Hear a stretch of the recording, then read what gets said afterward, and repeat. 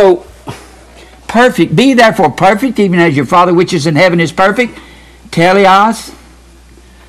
Teleos or teleates, perfection. But perfection doesn't mean to live without sin. It means complete. So when we're complete, that's going through the fire. So God will sanctify us. And sanctification is, it's like, let me put it on the board again. This is sanctification. I've done this with so many words. Sanctify means to separate us from ourselves. This is sanctification.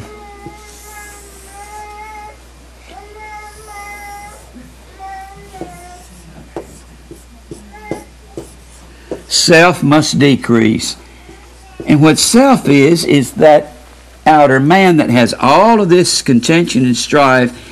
And God says, you've got little faith, you got a little bit of Jesus, and I got to make you grow up and mature, and I'm going to wipe out most of you, and it's going to take you about 40 years to do it, and you have a little thin veneer of self and sin the day you die. You won't completely get rid of all of it, but you'll get rid of most of it if I cause you to live long enough and put you through enough fire. And this is called sanctification.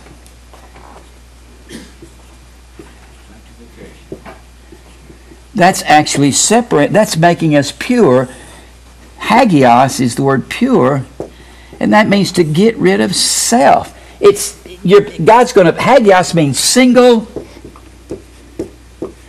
or pure or one. It's the one was a one in a substance. When you put gold in a fire, put it in a furnace, and you turn the heat up, it'll burn everything out except the gold. The trying of your faith is more precious than gold that perisheth, though it be tried by fire. You have to go through the fire. You have to be tried in order to go to heaven. If you don't believe God and you don't know God. And you have to have a hunger to know what this means. You can't just come in here and walk out and say, well, that's good for certain people. No. Everyone that God has chosen before the world began, you're going to be holy. He hath chosen us in Him before the foundation of the world that we should be holy. But holy doesn't come one day. It's this long process of being sanctified and maturing and growing up and being a grown up church. And He's going to mature everybody in the church a little at a time. And He's given us all a little bit of faith. And He takes us through years of trial and fire. And He's going to get rid of self. Now, there's nobody had more of self in them than I have. I had a singing group in gospel music. We were as good as there was. I had a singing group in the pop music world. We were the best you could find. But God wasn't going to let me have that. He had to get rid of me. And He's got to get rid of you. Self has to die. And I didn't want self to die. You couldn't convince me of that when I was young. What do you mean, give up self? I'm too young. I got too many dreams. I'm not going to give up me. I got this great voice. Listen to me. Whoa! See, ain't that great? God had to get rid of that. And I'll tell you one thing will get rid of it. Age. I don't know how good you are at anything. I don't care if you're the fastest running football player in the world. You can't run that fast when you're 50. I don't care if you got the greatest hands in the world for playing a guitar. You can't play that way when arthritis sets in. I don't care if you got the greatest tenor voice in the world. You can't sing that way when you hit 60. Your vibrato's going every direction and your pitch is going everywhere. Except right on where it's supposed to be. And God will get rid of it if He takes years to do it. But sometimes He has to beat some of us harder than others because we just won't give up. We die hard, don't we? Yes, sir. Well, I died hard. Man, you couldn't convince me. You don't need to be singing. What do you... My voice was everything to me. That's all I thought about around the clock. Now, some of y'all have got some of my old recordings. I could sing, but I can't sing now.